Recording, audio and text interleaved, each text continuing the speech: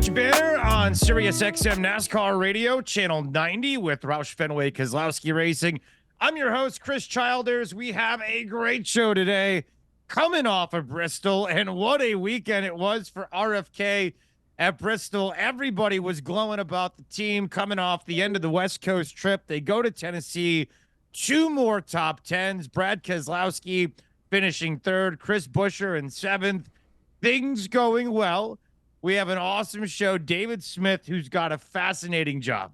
He is the data analytics manager for RFK. He's kind of started this revolution. I kind of look at him as the Billy Bean, if you will, kind of a Moneyball look at NASCAR.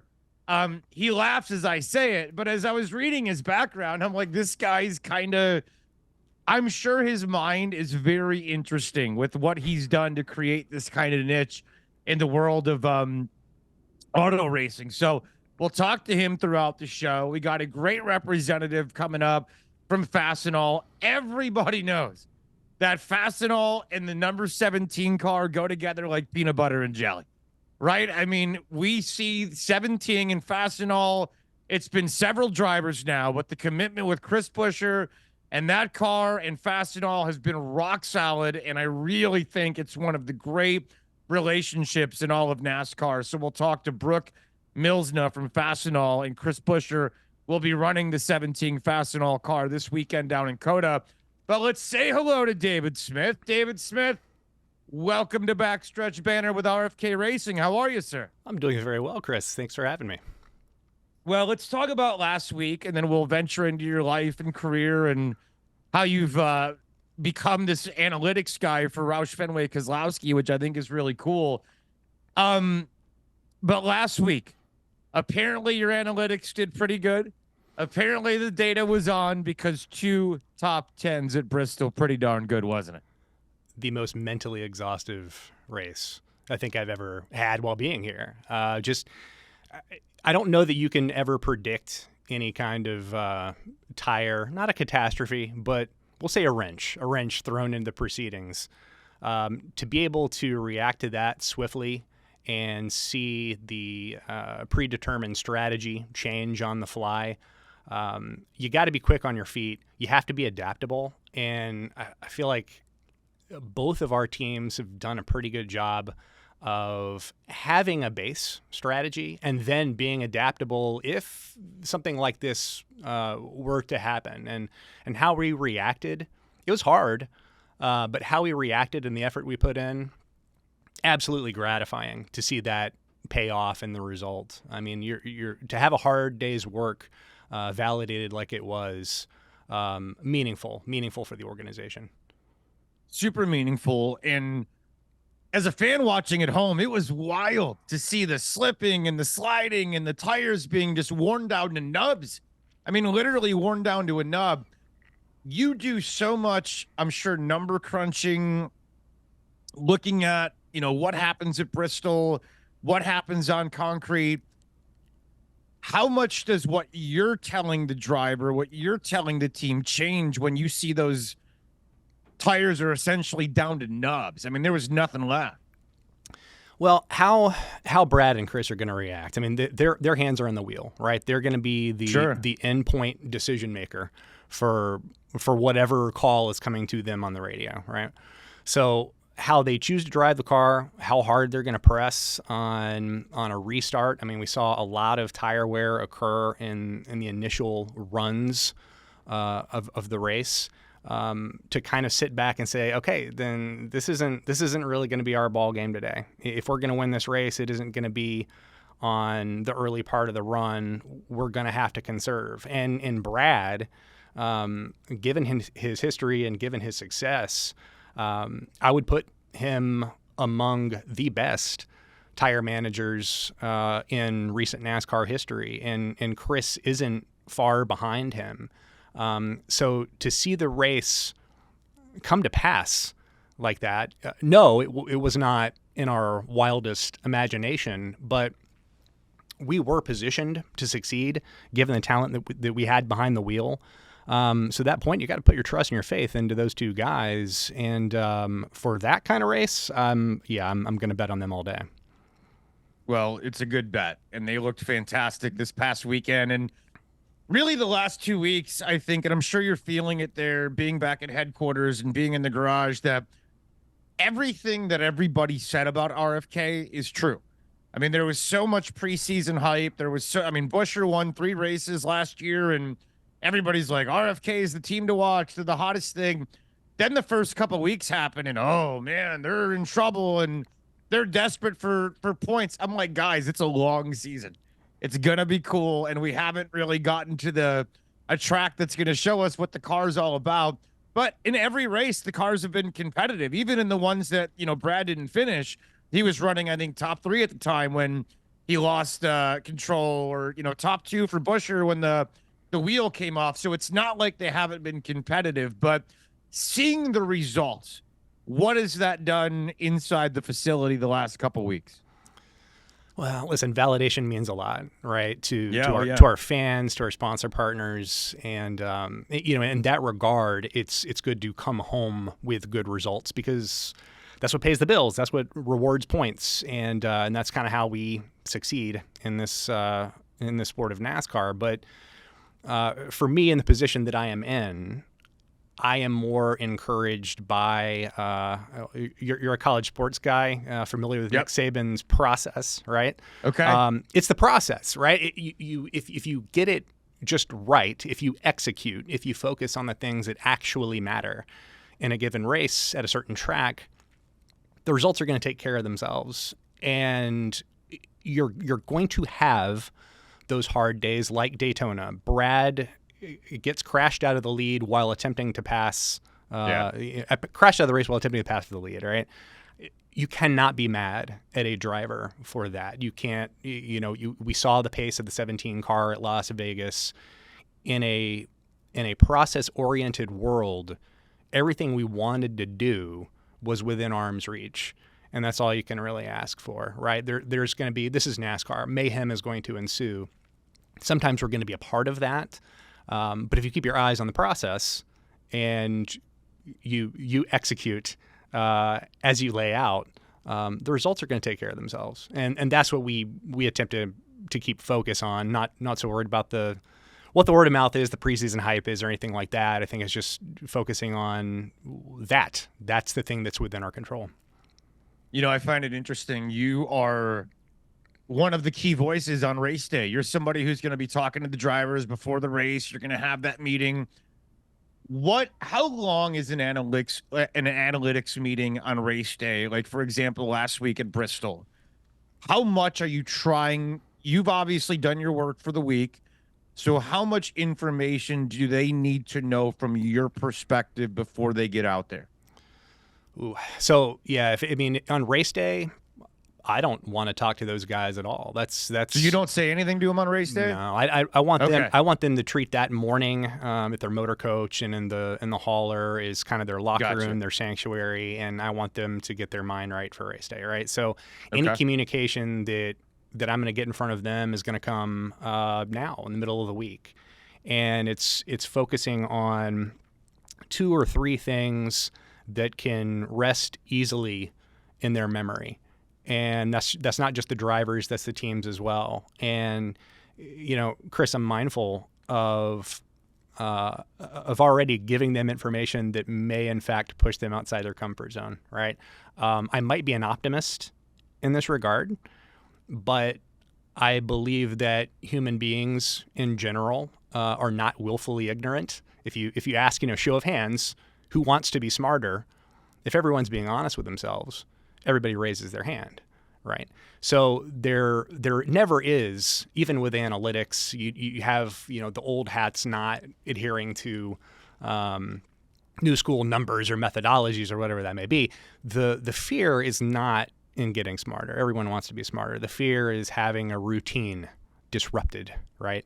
So that is why I'm mindful of, okay, I can get information, the right information to them in a manner that they like, that isn't entirely disruptive to their routine, right? So for Brad, this is a fairly recent change. He has said, okay, no more laptop, no more tablet. I'm a cell phone only guy. So for me, okay, that's an interesting challenge. Yeah. I've gotten to know that cell phone very well, right? And if you send him something, a graph, a chart, a table, you have to know that if it's going to be attached in an email, how's it going to look? Is his email app on a cell phone in dark mode? I know that it is. So you have to adjust, and you're giving them information in a comfortable way so that they're in a good frame of mind in which to digest it. There's no hurdles in that regard. So if I can seamlessly slip info to Brad and Chris, which I do, and the teams, I'm going to take advantage of that. I'm really fascinated by what you do. I think it's like the job of the future. You know, it's something that is here and is real and is evolving every single day, and the numbers and obviously the science and things that you can pick up on in the technology, pretty amazing. And I think it's a really kind of neat role that has developed over time because the technology allows it to in the world of NASCAR. I want to not push by one thing you said, though. And David Smith, our guest, the data analytics manager for Roush Fenway Keselowski Racing, Chris is just cell phone. So no laptop. Well, Brad is. Brad, excuse me. Well, that makes more sense too. But Brad's no cell phone, or he's cell phone. He's no laptop, no computer.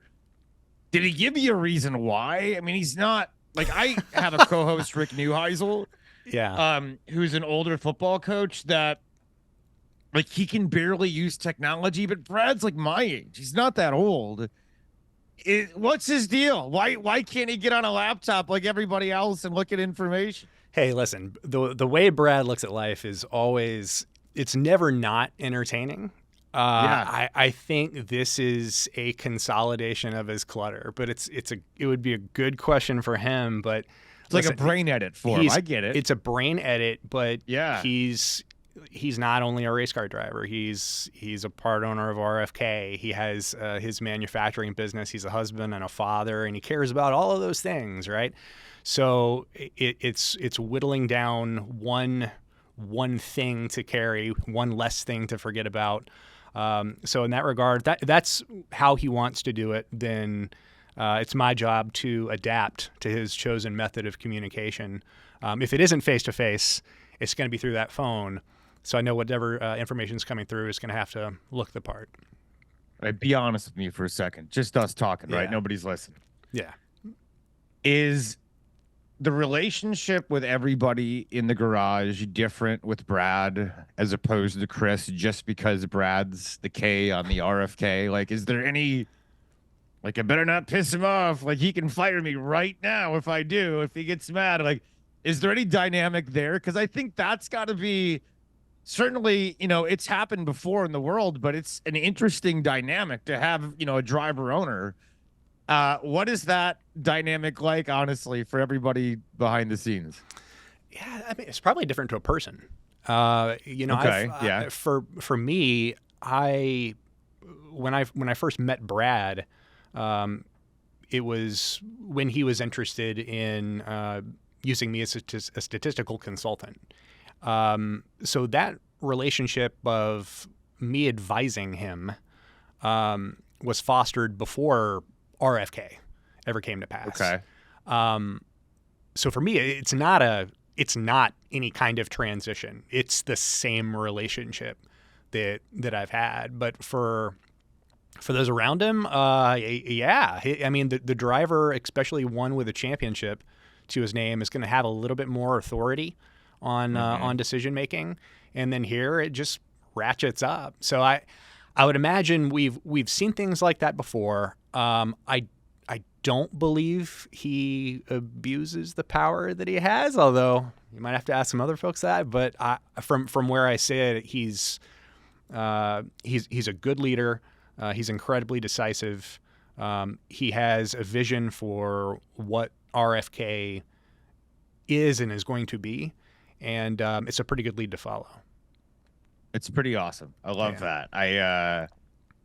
I could tell that he's a good boss and that he's a good owner. I mean, you could just watch the results on the weekend and see and listen to his radio and, you know, kind of understand he's a racer first, but he's having fun being an owner and he's enjoying the business side of it. And I think he really likes helping Chris. I really do. I think that relationship between 17 and 6 is pretty good and pretty cool for NASCAR fans to follow it. And I think it's kind of a neat dynamic. And I was watching a movie the other day. It was about Formula One in 2009 and this team that won Braun GP, and how the drivers were like, they didn't like each other, and they kept information from each other, and the team principals kept information from each other. And it seems like that's not at all what happens at a place like RFK. Like, the dynamic's pretty good inside the garage there, David. It really is. Even during a post race debrief, if Brad and Chris, I firmly believe this to be true, if Brad and Chris are in the same room talking about their cars, we improve. We get better. That feedback, that is qualitative data. That's something that we can act upon. Yeah. If there ever comes a day where they're quarreling and that doesn't happen, then we suffer because of that. But that relationship is so strong. I don't think there's any ego involved. I mean, if you've talked with Chris Buescher, he is certainly over himself. When those two guys compare and contrast their equipment from the race the day before, we learn, we grow, we get smarter. That's what I tell folks. Of the Sunday of it all, race day, that's what we're here for. That's the fun part. Monday is the day for learning, and throughout the week you're acting on what you learned on Monday, and then what you think you might need to know in advance of the next Sunday. And those two guys in particular, incredibly intelligent, both of them. Yeah. And when they're able to collaborate, RFK Racing becomes more powerful. I am going to take a break. We're going to come back. We're going to talk more to our guy, David Smith, the data analytics manager for RFK Racing. I love this show. And the reason I love this show is because we talk to guys like David. We are not just talking to drivers and crew chiefs. We actually find out what the hell's going on behind the scenes. The different kind of work, the numbers that go in, the mechanical stuff, what the spotter does watching film. I mean, this is what I love about this show, is that we get so behind, the nonsense and really get into the nuts and bolts of how we're, what we're doing on race day with some of these teams, and in particular, in this case, RFK.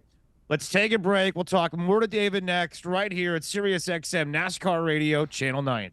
We're back here. It is Backstretch Banter with RFK Racing, SiriusXM NASCAR Channel 90. I'm Chris Childers. We got with us right now David Smith, still hanging out, the data analytics manager for RFK, who's got a cool background. He was like a talent scout. He did journalism for NASCAR. And he just told us how Brad kind of found him and recruited him to do statistics. So, David, tell me about your life, because you have an interesting road to joining a race team. So how did this happen where you got enough exposure and I guess respect for your ability to look at statistics for you to have this kind of job now? Oh boy, talk extemporaneously about your life. Yeah, I know it's hard to talk about yourself. Yeah, right? that's a tough one. So I know. I can talk about it from a data perspective, right? So Sure. my first job within the NASCAR industry writ large was as a talent scout, is for one of the agencies here in town, and how those agencies get clients that go and sign young drivers. So for the first 3 years of me living in the Charlotte area, I was gone every weekend to not Las Vegas, not Miami, but an outpost with a short track and just searching, right? This was old school scouting and very much by the gut. And the problem that I ran into is, at the time, was it local in Charlotte, or would you go like around the South to like Nashville Fairgrounds and Alabama and stuff like that? Been to Nashville Fairgrounds and been to plenty of tracks in Alabama, but yes. But living in the Charlotte area, you're about at least 2 hours away from a lot of racing. Okay. So I'm kind of entrenched in the hub and can and will travel. But what that led to was me being a 22-year-old in a room full of 40-year-olds that had better gut hunches, more experience, vast networks that they could pull in. And when I was frustrated, I couldn't sell the agency I was working for on a young guy that had won 25 late model races, but I'm seeing other kids in that agency get signed because they finished third in a sprint car race, right? And this was not some big grand conspiracy.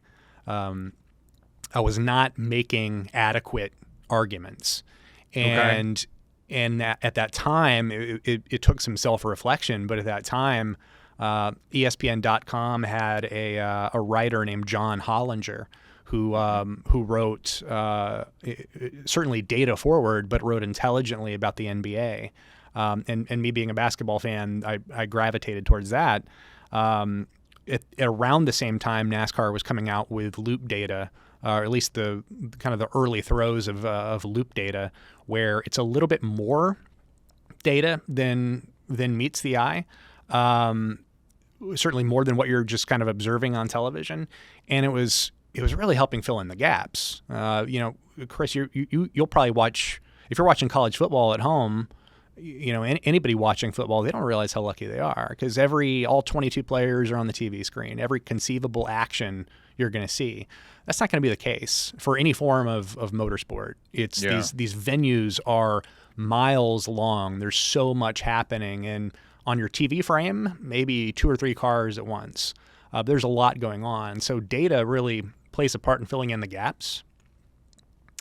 I was able to help fill in some gaps of what folks weren't seeing, and all of a sudden my arguments became more data friendly, and able to key in on some really good prospects just by grabbing things other folks weren't paying attention to, and that set me down the data analytics rabbit hole. Can you elaborate on that at all? Like, what at that level would stand out that would help the argument, whether it's a late model, whether it's a sprint car? What I find that to be really fascinating. I really do. And I don't know if I have the brain to pick it wide open because I'm not a math guy, but give us an idea of what that looks like. Well, I mean, so think of the race that you just saw this past weekend in Bristol, right? It was a big tire management race, and if you're watching a lot of short track racing, tire management is kind of the bread and butter. If you're able to manage your tires, you're going to be able to do a lot with little in the short track racing world on pavement. And, couple that kind of racecraft, race management style, couple that with maybe young age. If you're seeing young drivers do that at an advanced age. I remember being at Hickory Motor Speedway and watching Ryan Blaney, who was in his family super late model. He was talented, but on this particular night did not have the race car to win. So how did he manage his race? He raced about 9th to 10th, and towards the end of the race moved up and got, I want to say, maybe like a 6th place finish out of it. And I did have a relationship with Blaney at that time, and I asked him, like, well, what was? He's like, no, that's about all we had.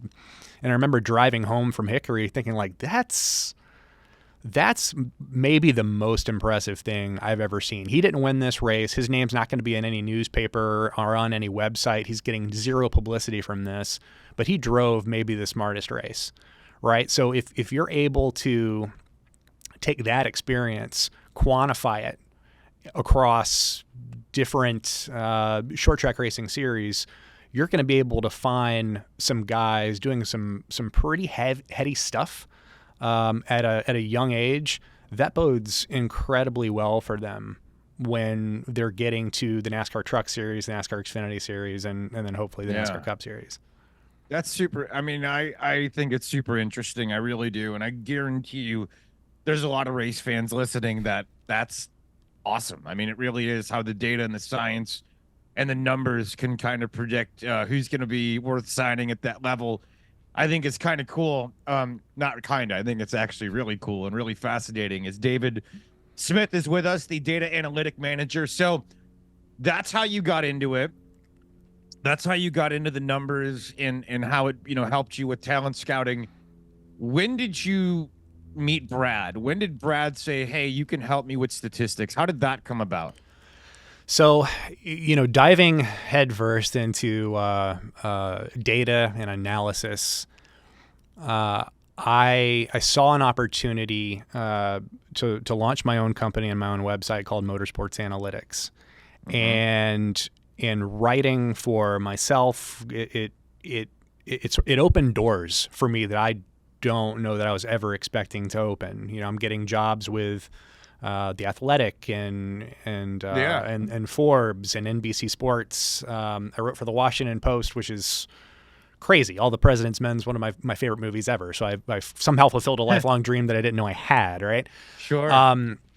So I'm posting theories and articles and writing on a factual level.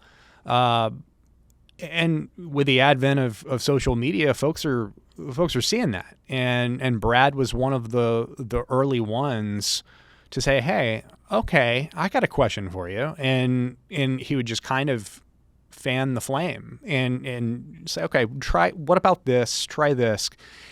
And he wasn't asking questions because he was trying to trap me in a corner. This was genuine curiosity. He was interested. Yeah. He wanted to know. And this is, I've worked with drivers and driver parents that weren't necessarily curious. They just wanted to, hey, tell me why my son's really good. And that's not really the way to go about it.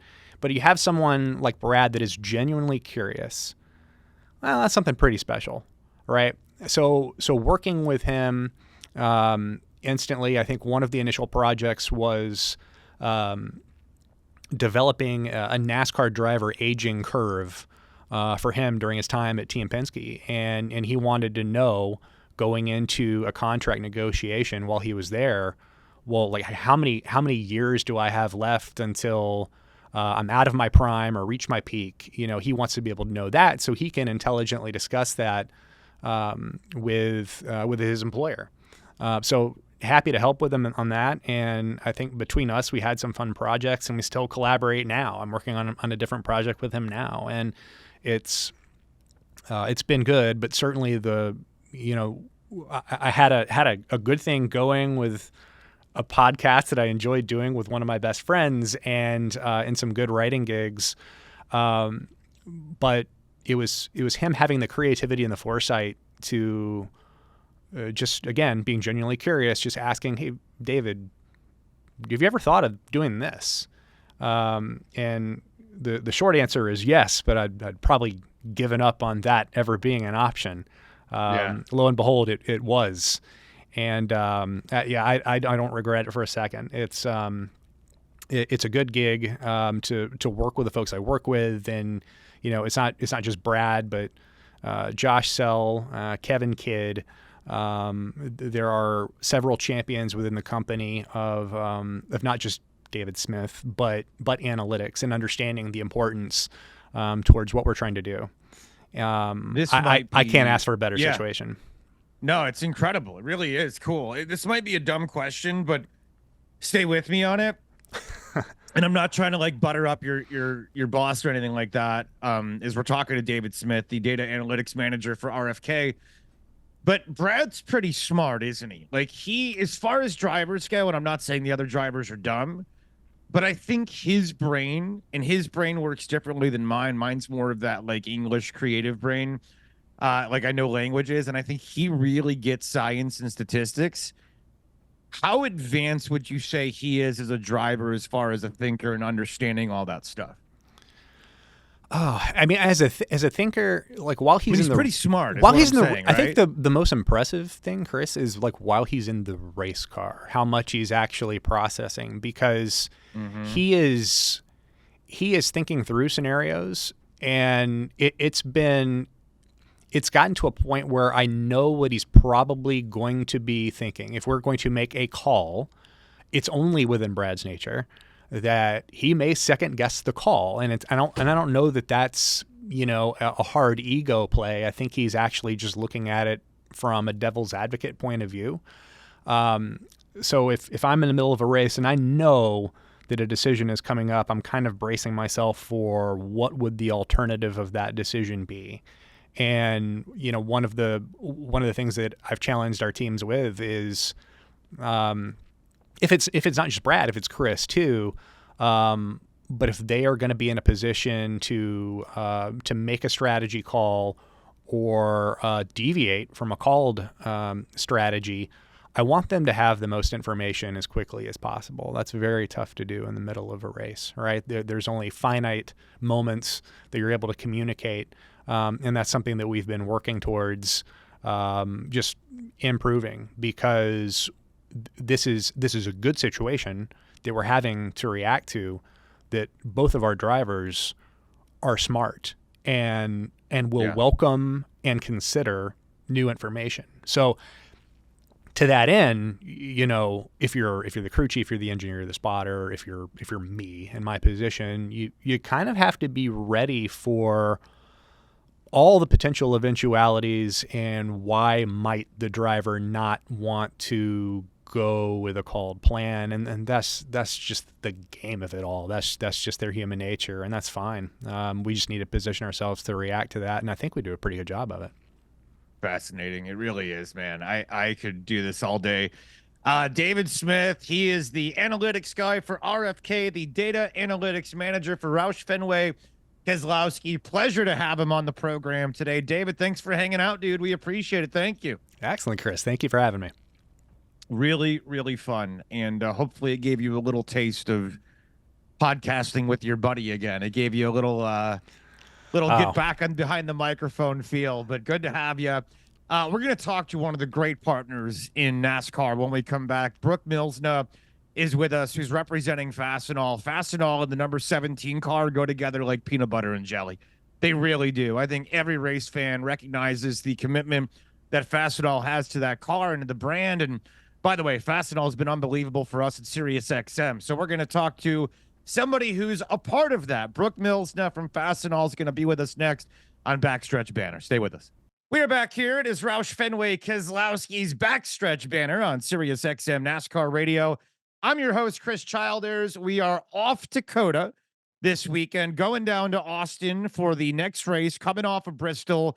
And this week, you'll see on the number 6 car as the primary sponsor, Castrol Edge. And for the 17, not a shocker, it's Fastenal, the number 17 Fastenal, which to me, I said it earlier, it's as synonymous with the 17 as peanut butter and jelly. It goes together. Everybody knows if you see the Fastenal car, it's going to have the 17 on the side and vice versa. We have Brooke Mlsna with us right now from Fastenal, who I'm really excited to talk to, because I was talking to her off the air how much I love marketing and how much I love strategy and all that. So Brooke is the vice president of marketing for the great company at Fastenal. Brooke, it's good to talk to you. How are you? Hey, Chris, it's good to talk to you too. I'm good. It is really cool to get to pick your brain, because I feel like Fastenal just understands. It's 15 years with RFK. It is a partnership that is synonymous. I mean, everybody kind of, I think when you think of 17, you think of Fastenal immediately. And I'm not sure there's any other car brand, maybe when Kyle Busch was running the Snickers and the M&Ms, but nothing else is identifiable. As the VP of marketing, what do those words and that truth mean to you in Fastenal? I mean, that certainly got me excited. And that's the whole point of why we've not only been in the sport, but also stay in the sport. Is it does take time to build up that brand equity and kind of that affiliation.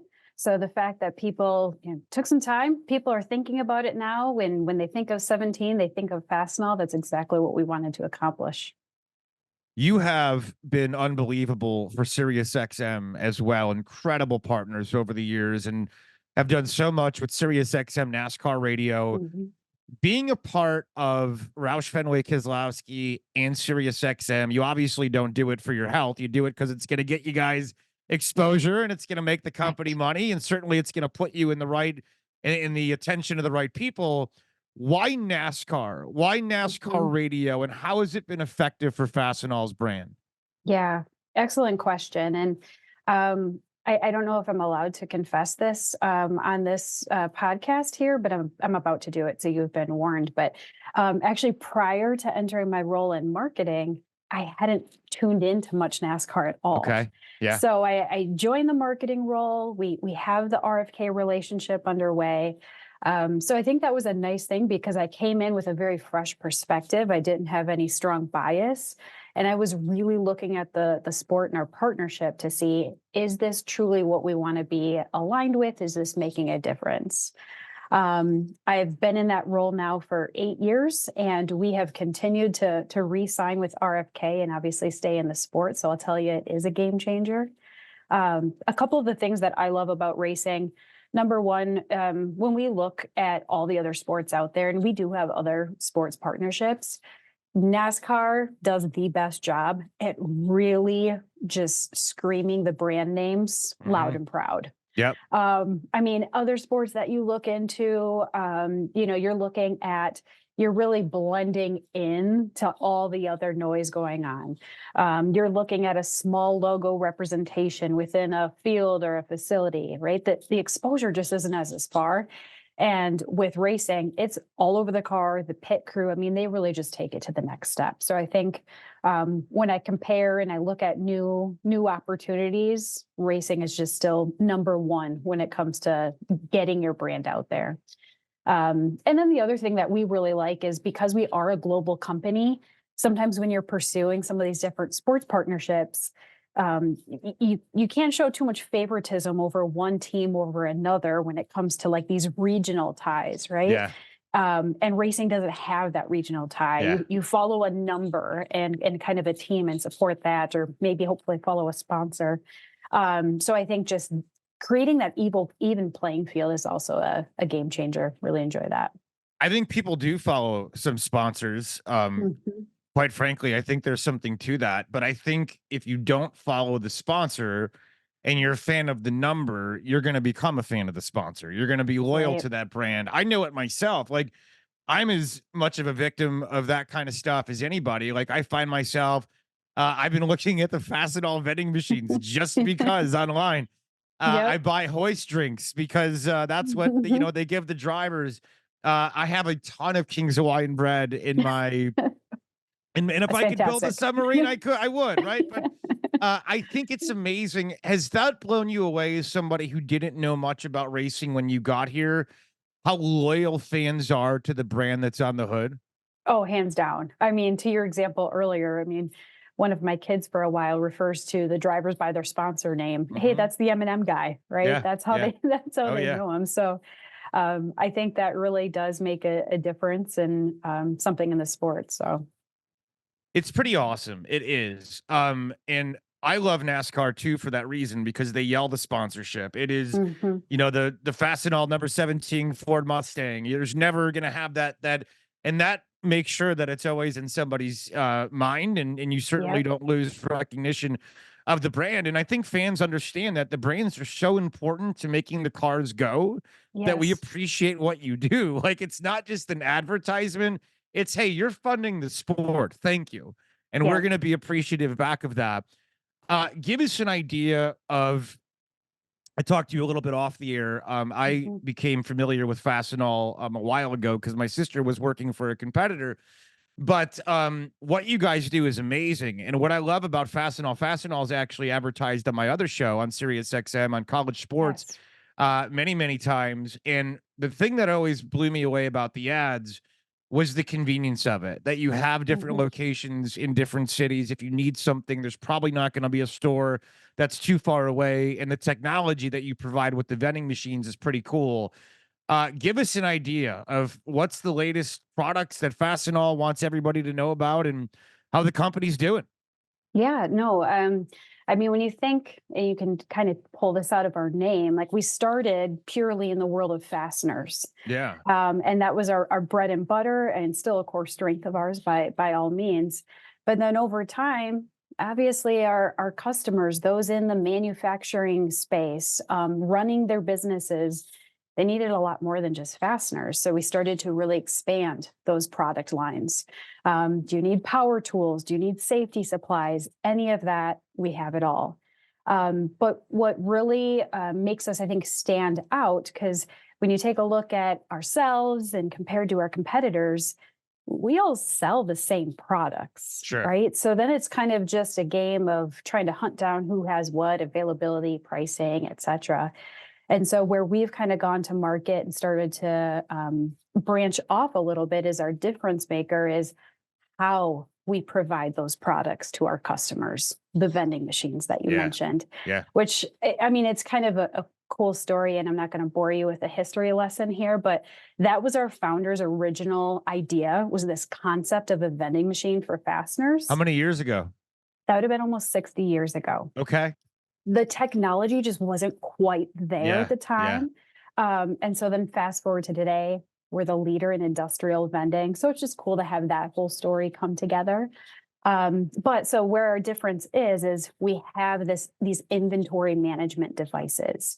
So you as an individual, someone in procurement, et cetera, you don't actually have to worry about going and hunting down who has the product availability, best price, et cetera. We try to completely take that out of mind, and we just have the products there. We're managing the min-max level. You never have to worry about it. The parts are all at the point of use of whoever's needing them. So really, as our brand and our company has continued to evolve, we're much more than just that fastener distributor. All the way up to being a true supply chain partner is really where we're going to market and continue to evolve. It's really impressive. The company's impressive. I know people that are clients that love the vending machines. They really do. I mean, it's because not only is it convenient, it's amazing. It's the technology's traceable. So you know who's got what, where things are going. Nobody's stealing, going into the vending machine and taking whatever they want and bringing it home, which I think that aspect of the technology is amazing, that you know exactly what badge has it checked out, and it really is cool. So Fastenal's got amazing things going on, and the best way to go look at it, I would assume, is just go to fastenal.com and you'll see all the different products up there that are available. Let's take a break. We got more with Brooke as we finish off the show. They are the primary sponsor this week down in Coda, in Austin. You'll see Fastenal on the hood of the 17. We'll talk more about it. It's Backstretch Banter with RFK Racing on Sirius XM NASCAR Radio Channel 90. We are back here. It is Backstretch Banter with RFK Racing on Sirius XM Channel 90. I'm Chris Childers. Before we end the show, I want to say thank you to all the great people at RFK for helping us put the show on every week, plus our producer in DC for NASCAR Radio, Alec Walt, is that producer, and Brandon Lee, Kevin Woods, Elijah Burke, Thomas Burfield, awesome people that help us put the show on back in the Charlotte area for RFK. So we appreciate that. Our guest is still Brooke Mlsna, who is the VP of Marketing for Fastenal. We've got to learn about Fastenal and the 17 car and the relationship and how this has been happening for a while. And the relationship has absolutely been mutually beneficial for all involved. Brooke, Chris Buescher certainly is, for anybody that's met him, probably the nicest guy that's in NASCAR, just nice, approachable, real. What has his image, his reputation meant for Fastenal? Real is a fantastic way to describe him. I feel like he's very real. And, when I think of sports marketing partnerships and when you're trying to decide who you're going to partner with, it's really important to think about what is that representation and affiliation with your brand going to be. You want to be affiliated with good people or have similar values. And RFK has been that through and through.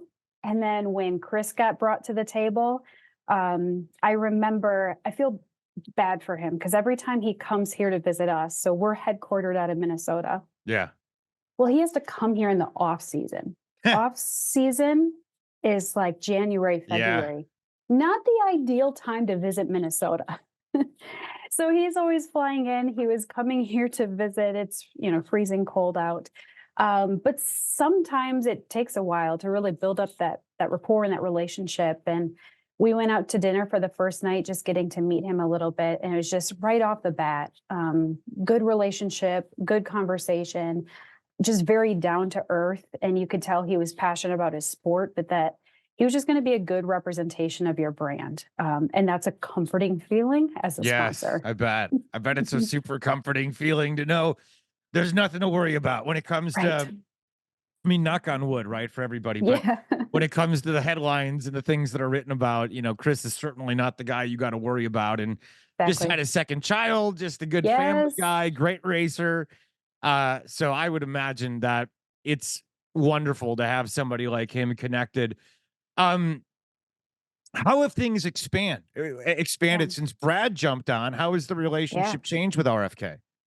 Fantastic. I think it's just gotten better. I think Brad brought in some additional perspective, and it's just good to have kind of that other lens bringing to the table some of the resources that he's brought on board, and so all of that has been fantastic. And it's good to see the hard work really pan out with not only last year's wins, which was fantastic, Yeah. but continuing this season off to a really good start. So you can see that difference there. What did the wins mean in Minnesota for all the people that were like, "Hey, we sponsor a race car. That's cool." But now Mhm.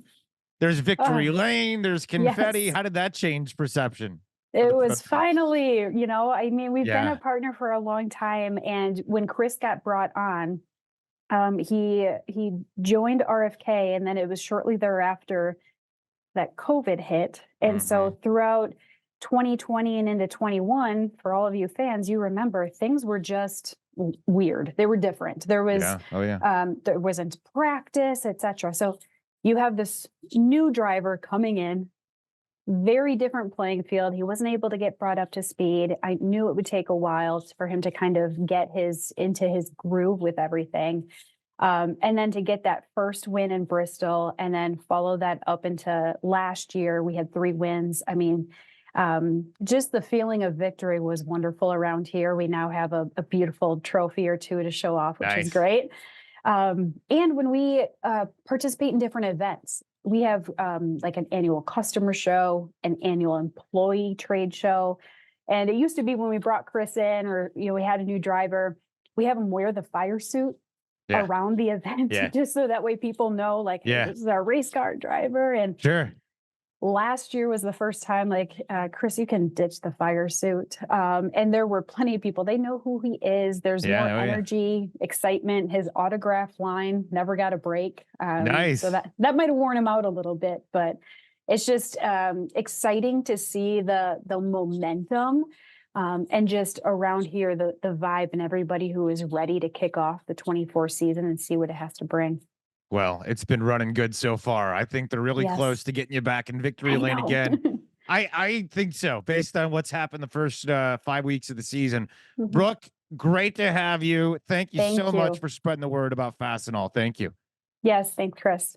All right. Awesome to have Brooke Mlsna with us, who is the vice president of marketing for Fastenal. That's going to do it on the show. So much fun. Enjoy Coda. Again, thank you to everybody at RFK. I'm Chris Childers, and we'll see you next week on Backstretch Banter with RFK Racing on Sirius XM NASCAR Radio.